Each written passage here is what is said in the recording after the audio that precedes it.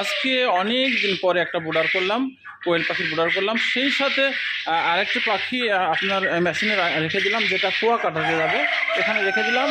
এই কুয়া কাটার গাড়ি হচ্ছে 8টার সময় বাচ্চা উঠাই দিতে হবে, এটা আমার নিজ দায়িত্বে উঠাই দিব। তো 1000 বাচ্চা সেই কুয়া কাটাতে যাবে। আর আজকে এই প্রথম, কারণ আমি বাচ্চাগুলো জিরো বাচ্চা সব সেল করে দিই, বিক্রয় করে দিই, কিন্তু আজকে আমি বাচ্চা বেশ বোর্ডার করছি। টোটালে 2700-র মতন, একটু কম বেশি বাচ্চা বের হয়েছে।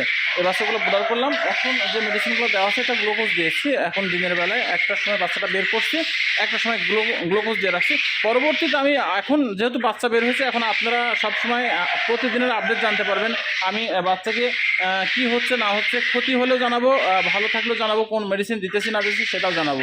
তো সবাই ভালো থাকবেন। আজকে প্রথম বাচ্চা, আমার বাচ্চা রেগুলার বার হয়, 7-8 দিন পর বাচ্চা বের হয়, সবটাই আমি সেল করে দিই। কিন্তু আজকের বাচ্চাটা 1000 কুয়া কাটাতে যাবে। আর আমার হচ্ছে যে বাচ্চাটা বোর্ডার করলাম, এই বাচ্চা খুব ঝরঝরি বাচ্চা, একেবারে খুব সুন্দর, ফ্রেশ, একেবারে ফ্রেশ বাচ্চা। বাচ্চার কোনোই আমার যে বাচ্চাগুলো বের হলো, এত বাচ্চা বের হলো, একটা বাচ্চা আমি প্যারালাইসিস বা পঙ্গুত্ব দেখি নাই, একটাও দেখি নাই, আমার চোখে একটাও পড়ে নাই যে বাচ্চা কোনো পঙ্গুত্ব বের হয়েছে। কোনো মানে অনেক সময় বাচ্চা এর আগে বের হতো, অনেক সময় দেখা যাচ্ছে পঙ্গু, অনেক প্যারালাইসিস, অনেক সময় কিচ্ছু না, একবার ঝরঝরা। আপনারা নিজে দেখেন, এখানে একবার ঝরঝরা বাচ্চা, একদম টনটনা, একবারে ঝরঝরা বাচ্চা।